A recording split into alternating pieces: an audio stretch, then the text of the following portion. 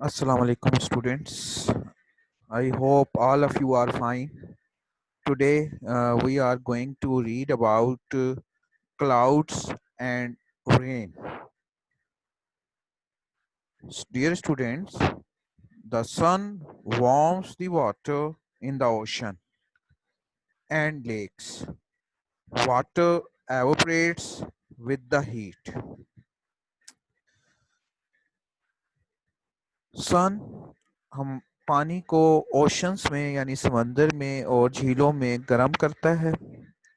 Water evaporates वो भाप बन जाता है विद द हीट के साथ. When the water heats up it changes into steam और वाटर वेपर्स.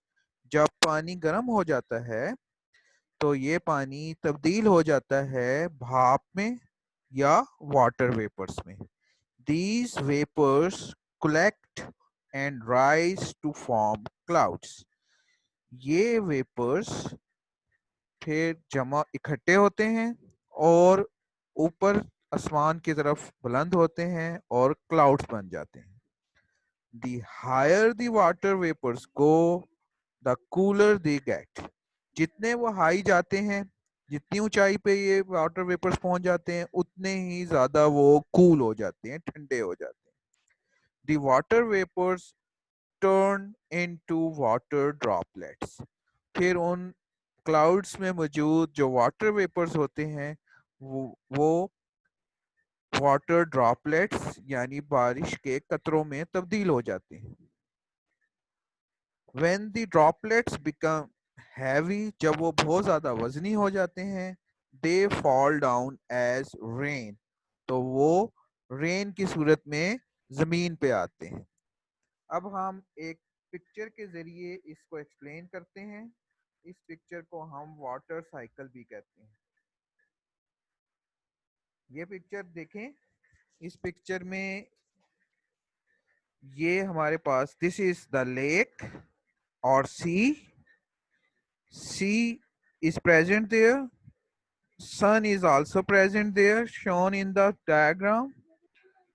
सन की जो हीट है उससे ये जो सी का वाटर है वो एवोपरेट होता है और ये एरो से शो हो रहा है ये एवोपरेट हो रहा है और ये किस फॉर्म में चेंज हो रहा है वाटर वेपर्स में. वाटर वेपर्स क्लाउड्स में चेंज हो जाते हैं और जब ये क्लाउड्स किसी हायर जगह पे पहुंचते हैं तो जो वाटर वेपर्स होते हैं वो वाटर ड्रॉपलेट्स में चेंज हो जाते हैं यानी बारिश के ड्रॉप्स में. और जब वो बारिश के ड्रॉप्स बहुत ज्यादा हैवी हो जाते हैं then it they will fall down as rain. Rain की सूरत में वो वापस जमीन की तरफ आते हैं जिस तरह यहाँ फिगर में शो हो रहा है. और फिर वो रिवर में वाटर शामिल हो जाता है और वो रिवर का वाटर सी में पहुंच जाता है. इस पूरे प्रोसेस को हम क्या कहते हैं water cycle.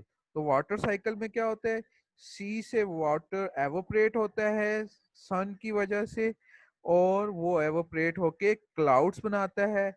Clouds cool down होते हैं और उसमें जो वाटर वेपर्स होता है वो वाटर ड्रॉप्स यानी रेन में चेंज हो जाता है.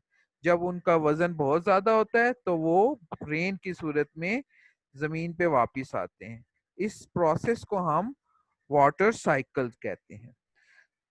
डियर स्टूडेंट्स, अब हम रीड करते हैं कुछ क्लाउड्स के बारे में. Clouds are of different types. Clouds मुख्तलिफ किस्मों के होते हैं. There are feather clouds. कुछ फीदर क्लाउड्स होते हैं जिस तरह ये फिगर में शो हो रहे.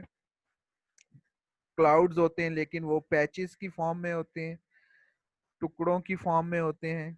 फ्लफी क्लाउड, ये फ्लफी क्लाउड देखें शो हो रहा है फिगर में पिक्चर में आपके सामने.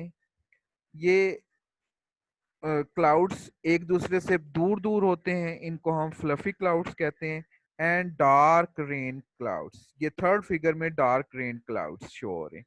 डार्क रेन क्लाउड्स वो होते हैं जो बारिश का सबब बनते हैं जिससे रेन होती है.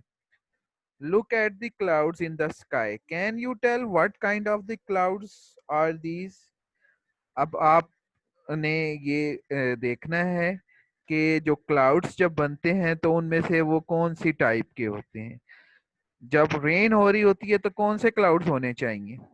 Yes, dark rain clouds. Students, अभी हम इसकी रीडिंग एक बार आप फिर करेंगे, उसके बाद फिर हम क्वेश्चंस आंसर करेंगे।